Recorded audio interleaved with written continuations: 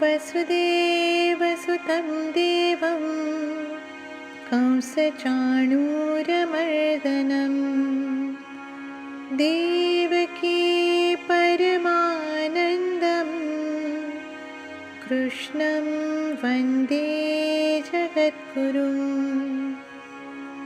मूकं करोति वाचालं पङ्गुं लङ्घयते गिरिं यत्कृपातमहं वन्दे परमानन्दमाधवम्।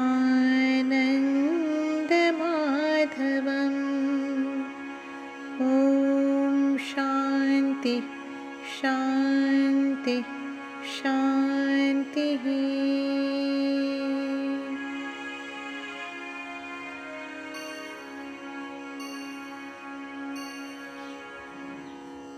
एक दिन मेरे घर के आंगन में मैंने मोरपींछ गिरा हुआ पाया। मैं भाग के माँ के पास गई और मैंने माँ से कहा, माँ माँ देखो मोरपींछ, शायद अपने आंगन में मोर आया था। माँ मीठा मुस्काई और मेरे गाल खींचकर बोली, पगली, ऐसा भी तो हो सकता है कि हमारे घर कृष्ण आए हो। उस दिन से मेरे मन में हर समय, हर जगह, हर अवसर पर कृष्ण को ढूंढने का भाव जागृत हो गया। उनकी रचाई लीला में मेरे लिए उन्होंने क्या रोल निर्धारित किया है, उस रोल को मैं कैसे अच्छी तरह से निभा सकती हूँ, उस बात पर मेरा मनन शुरू हो गया। अब मुझे हर वस्तु में, हर व्यक्ति में, हर एक इंसिडेंट में सिर्फ उनका संकेत दिखाई देता है।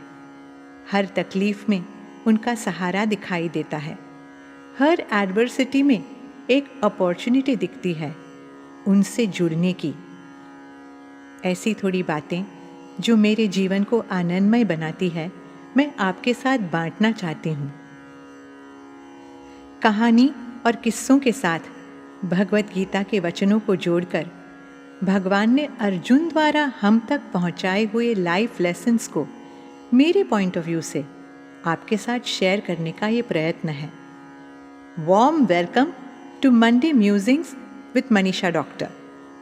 Let's start our week on a positive note. एक कहानी से आज की बात शुरू करती हूँ।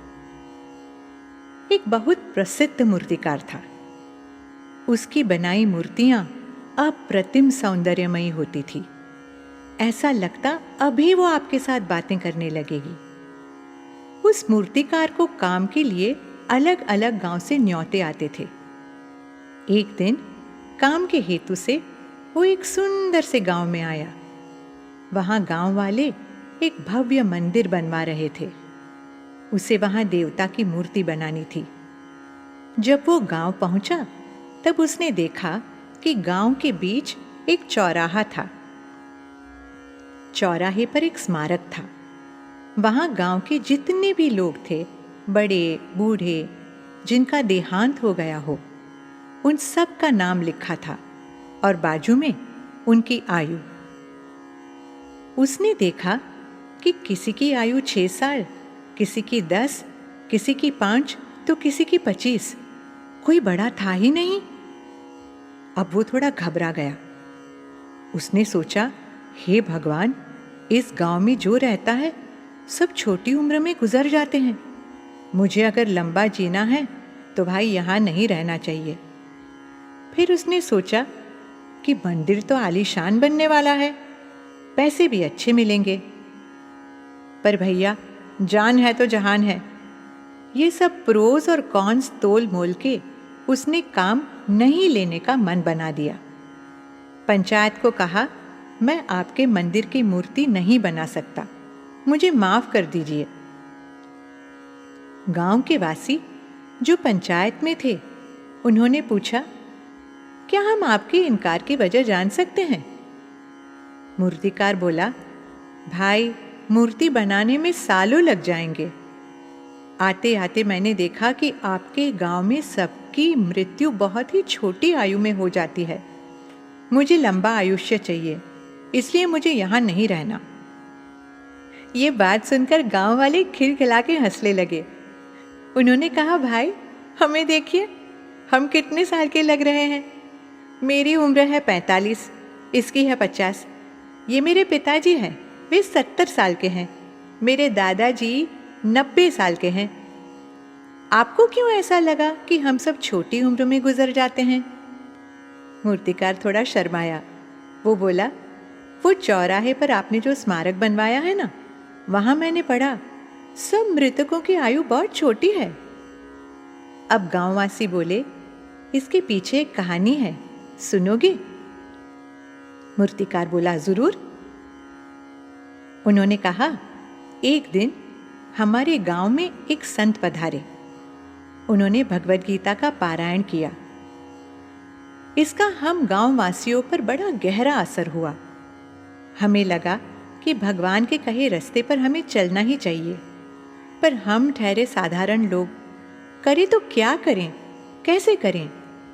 पर एक बात हमारी समझ में आ गई थी कि भगवान की सेवा करने के लिए संसार छोड़ के साधु बन जाना या पूरा दिन मंदिर में बैठना या भजन कीर्तन करते रहना ये ज़रूरी नहीं। हमारा रोज़ का काम अगर अच्छी तरह से करें, सेवा भाव से करें, चीट ना करें, चोरी ना करें, एक दूसरे की मदद करें, सब में ईश्वर को देखें, तो भी हम भगवान के साथ जुड़ सकते हैं।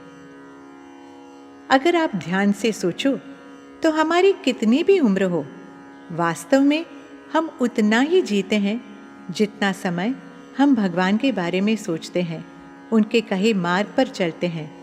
बाकी तो सब समय बेकार ही है। जैसे हमें अगर मुंबई से पूना जाना हो, हम घर से गाड़ी लेकर निकले, पर अगर वो गाड़ी पूना की दिशा में चलाई ही नहीं तो हमारी मंजिल तो हमें मिलेगी नहीं। और हम चाहे कितने भी घंटे गाड़ी में बैठे रहें, रास्ते पर गुजारें, काउंट तो वो ही समय होगा ना जो सही दिशा में होगा। आप एक बार गूगल मैप्स पर डेस्टिनेशन डाल के गाड़ी को उल्टी सुल्टी दिशा में चला के देखना, टाइम टू डेस्टिनेशन बढ़ता ही रहेगा जब तक आप सही दिशा ना पकड़ो। गांव वालों ने कहा, हमारे जीवन का भी कुछ ऐसा ही है, इसलिए हमारे जीवन की गाड़ी सही दिशा में जा रही है या हम टाइम वेस्ट कर रहे हैं, उस पर ध्यान रखने के लिए हम गांव वालों ने एक सिस्टम बनाई है। हम सब गांव के लोग एक जर्नल रखते हैं, डायरी।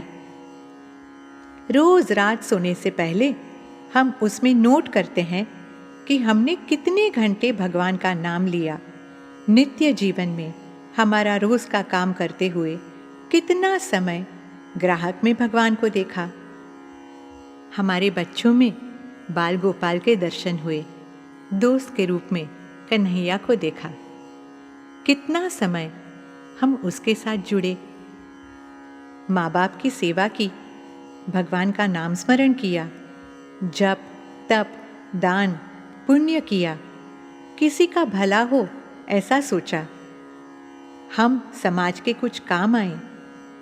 इतना समय ही तो हम असल में जिए, बाकी तो सब समय बेकार गया। जब उस व्यक्ति की मृत्यु होती है, उस समय हम जर्नल देखते हैं और जर्नल में समय का टोटल करते हैं, और जितना समय उस व्यक्ति ने सेवा, भक्ति, सदाचार, सद्विचार में बिताया, वो ही उसकी सही उम्र मानी जाती है। अब बोलो, आपकी आयु कितनी है? आप भी कमेंट्स में लिखकर बताओ। हम और आप, हमें भी ऐसी जर्नल बनानी चाहिए। रोज उसमें एंट्री करनी चाहिए, क्या सही क्या गलत कर रहे हैं लिखना चाहिए। जब रिव्यू करेंगे तभी तो पता चलेगा कि शरीर की गाड़ी किस दिशा में दौड़ लगा रही है। अभी भी समय है, मंजिल पानी है तो सही दिशा तो पकड़नी पड़ेगी ना, सही रास्ता तो चुनना ही होगा। परमात्मा ने हमें ये जीवन दिया, इस शरीर में हमारी आत्मा को बिठाया। अब हमें इस शरीर की गाड़ी को सही रास्ते पर चलाकर हमारी मंजिल तक पहुंचना है, हमारे परमात्मा के धाम जाना है। पर हमारे शरीर की गाड़ी संसार की रेस जीतने के चक्कर में मंजिल को भूल जाती है और रास्ता भटक जाती है। अब सही दिशा में जाने के लिए क्या किया जाए? गुजराती में कहते हैं ना, जाग्या त्यारथी सवार। It's never too late to start. What's a few years in a soul's, your Atma's journey of lifetimes? Let's make a resolve to review our day, one day at a time, and make sure that we are on the right path, as journey of 1,000 miles begins with a single step. Let's make sure that our step is in the right direction.